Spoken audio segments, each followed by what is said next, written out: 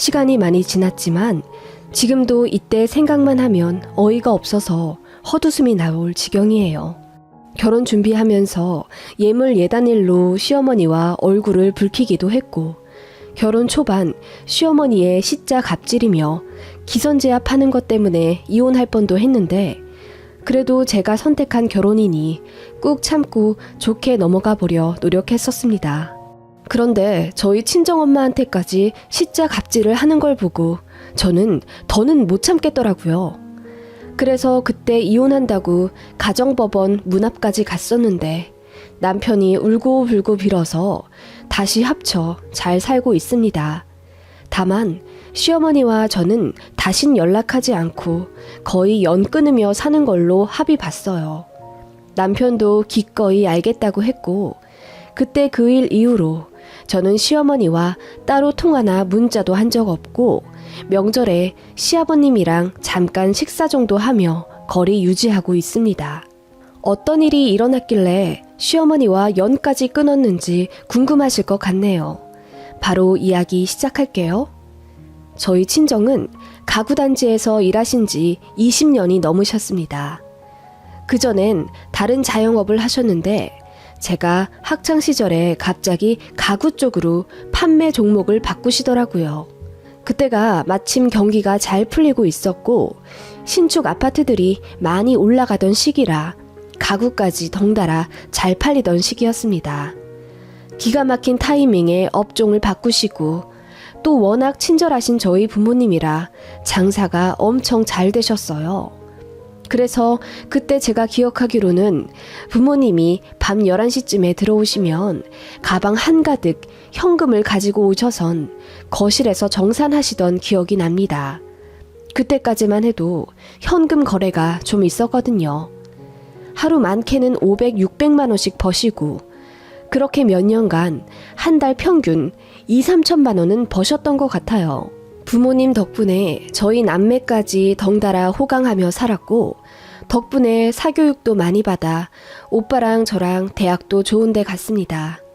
그런데 행복도 잠시더라고요. 그렇게 평생을 부족함 없이 행복하게만 살 줄 알았던 저희 집에 불행이 찾아왔습니다.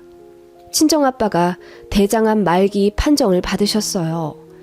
물 들어올 때 노 젓는다고 아빠가 증상이 있으셨음에도 불구하고 병원에 가지 않으셨는데 그게 암을 늦게 발견하게 된 원인이 되었습니다.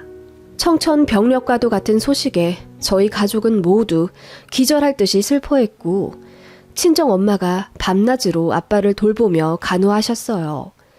애초에 저희 가구 가게는 친정아빠가 도맡아 하신 거라 아빠 없으면 엄마 혼자 운영하기도 버거워서 아빠 치료 시작하시면서 바로 가게도 내놓으셨습니다. 그렇게 엄마는 아빠의 간호에만 전념하셨지만 아빠의 암을 너무 늦게 발견한 터라 어떻게 손 쓸 틈도 없이 10개월 만에 병원에서 돌아가셨어요. 그때가 저 대학생 때였고 주변에서 부모님 돌아가신 케이스가 아직 한 명도 없었어요. 그 정도로 어릴 때 아빠를 보내드려서 저도 너무 슬프고 충격이었지만 가장 힘들어하신 건 아무래도 배우자이신 저희 엄마였죠. 엄마는 아빠에게 최선을 다하셨음에도 본인이 조금 더 열심히 간병했더라면 몇 년 더 사실 수 있었을 거라며 죄책감을 가지셨습니다. 아니야 엄마, 그렇게 생각하지 마. 딸 입장에서 이렇게 말씀드리는 거 너무 죄송스럽지만 그래도 아빠는 엄마 덕분에 10개월이나 더 사시다 돌아가신 거야. 의사는 6개월 말했었잖아. 엄마, 아빠한테 그만 미안해 하세요. 내가 조금 더 움직여서 네 아빠 산책도 더 가고 좋다는 것도 더 구해다 먹였으면 네 아빠 어쩌면 일어날 수도 있었을 거야. 엄마가 모자라서 네 아빠를 보내드렸나 보다. 내가 조금 더 잘할 것을. 엄마, 그렇게 생각하지 마시래도. 그렇게 엄마는 오랫동안 아빠에 대한 후회와 죄책으로 힘들어 하셨습니다. 저희 남매는 아빠를 보내드린 슬픔보다는 엄마를 위로하는데 온 힘을 쓰느라 몇 년을 정신없이 보냈던 것 같네요. 그래도 시간이 야근 맞는지 엄마도 점차 활기를 되찾으셨어요. 애초에 아빠 항암하실 때 가게를 정리했기 때문에 엄마는 일을 안 하시고 남은 재산으로 노후를 보내시라 저희가 권유해드렸지만 엄마는 쉬면 더 잡념이 생긴다며 끊임없이 일을 하려 하셨습니다. 마트 캐셔, 지하철 역사 단기 청소 알바 등 엄마가 하실 수 있는 일은 되도록 다 도전하며 하려고 하셨고 요양원이나 고아원 같은 곳에 봉사도 주기적으로 다니시더라고요. 저희는 그런 엄마를 응원할 수밖에 없었습니다. 그렇게 저희 가족은 각자 살 길을 열심히 찾아 최선을 다하는 삶을 살았고 저희 오빠는 외국 중견기업에 스카웃되어 해외로 나갔고요. 저는 대기업 패션 계열에 입사하게 되었습니다. 그렇게 20대와 30대 초반을 보내다 지금의 남편을 만나게 되었고 평생을 함께하고 싶은 사람이라 결혼까지 하게 된 거예요. 남편은 같은 그룹 다른 계열사 사람이고 저와 종교가 같아 마음이 가더라고요. 그리고 너무 선한 사람이면서 사람이 기본적으로 근면 성실해서 저뿐만 아니라 저희 엄마까지 사위로 너무 마음에 들어 하셨습니다. 시댁은 나름 고위 공무원 집안이시고 시할머니까지 모시고 사시는 상황이었습니다. 시할머니께서는 연세가 92세 정도 되셨는데 저희 결혼할 때까지만 해도 정정하셔서 텃밭도 직접 일구시고 장도 가끔 봐오실 정도였습니다. 그러다 점점 노쇠해지셔서 어느 순간부턴 거의 앉아서 저희를 맞아주시더라고요. 시어머니는 시할머니를 별로 좋아하지 않았습니다. 젊은 시절에 시집살이를 많이 당했다고 진절머리를 치시더군요. 그걸 시할머니 앞에서 대놓고 고래고래 소리를 지르며 한탄하셨습니다. 시할머니 귀가 어둡긴 하시지만 그래도 소리는 다 들으시는데 제 낯이 다 뜨겁더라고요. 네 시할머니가 나를 얼마나 못살게 구셨는지 아니? 간장게장 하는데 꽃게 제대로 안 다듬었다고 집게로 내 등짝을 팍 내리쳐서 여기 어깨에 흉터까지 생겼어. 간장게장 냄새만큼 고약한 양반이라고 이 할망구가. 갈 사람은 빨리 가야 남은 사람이 편하지. 이러시면서 시할머니를 확 째려보시더라고요. 시할머니는 뭐라 말씀을 하시지만 워낙 목소리도 작아지시고 발음이 안 좋으셔서 상대방이 잘 못 알아들어요. 웅얼웅얼 거리는 걸로 들리기만 할 뿐이죠. 시어머니는 들은 채도 안 하셨고요. 저는 시어머니가 얼마나 시집살이를 당하셨는지 그 원통함까지는 잘 모르지만 어쨌든 제 눈앞에는 노쇠해 힘이 하나 없는 시할머니의 모습이니 솔직히 마음이 아프더라고요. 시어머니가 원래 좀 말을 거침없이 하시고 약간 상대 기분 생각 안 하고 행동하시는 타입이긴 하지만 시할머니 앞에서 더 그러시는 듯 했습니다. 물론 아버님 앞에서는 절대 안 그러셨죠. 아버님이 시할머니 모시는 조건으로 시어머니께 달마다 150만 원씩 용돈을 주시거든요.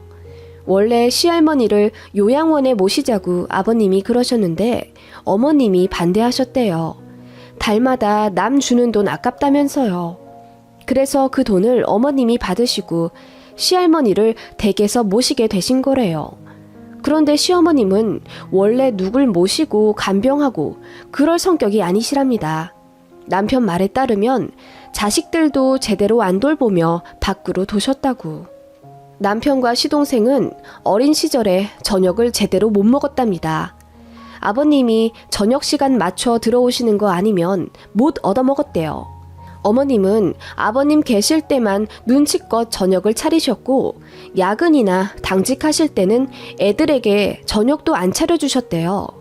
그냥 과자 같은 거 던져주면서 대충 때우라 하시고 아빠 들어오면 저녁 먹었다고 거짓말 시키셨답니다. 남편은 일찌감치 그런 어머니께 학을 떼었고 알아서 살 길 찾으며 시동생 챙기고 살았다고 해요. 시동생도 엄마보다는 형인 제 남편을 부모처럼 따르며 살았고 남편이 본인 공부도 알아서 하고 시동생 숙제도 봐주며 밥도 해다 먹였다네요. 그런 가정 환경이라 남편은 본인 어머니를 별로 존경하지 않습니다.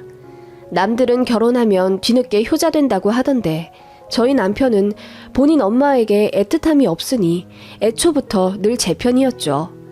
시어머니는 그런 장남에게 늘 불만을 갖고 계셨고요. 결혼 초부터 틈만 나면 저에게 전화 걸어서 시댁에 와서 시할머니 수발 좀 들으라 하셨습니다.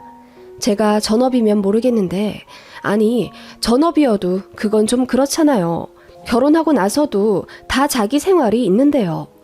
저는 주말도 없이 일하는 바쁜 계열사 직원이었는데 시어머니가 하도 난리를 치시며 본인 너무 아픈데 시할머니까지 모시려니 죽겠다 하소연하시는 통에 몇 번 반차 쓰고 시댁에 간 적이 있습니다. 참고로 시아버지는 지자체 명예 공로하시는 일이 있으셔서 바쁘세요.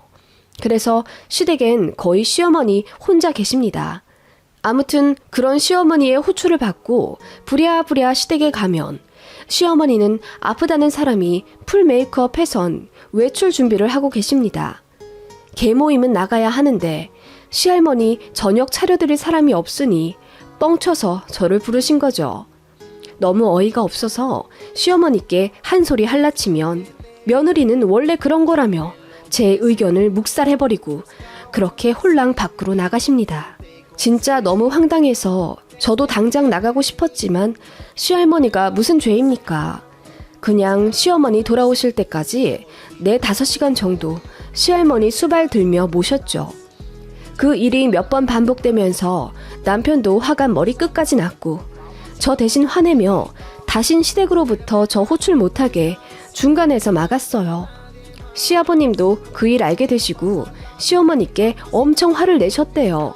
시어머니는 가슴을 치며 시아버님과 다투셨는데 은근히 제 탓으로 돌리려 하셨어요. 며느리들이고 나도 숨통 좀 트일 줄 알았는데 이게 뭐야?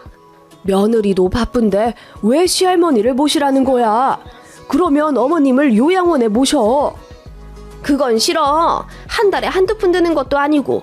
그리고 당신은 내가 그나마 어머님 모시니까 150만 원이라도 다 다리 주는 거 아니야. 생활비도 쥐꼬리만큼 주는 양반이.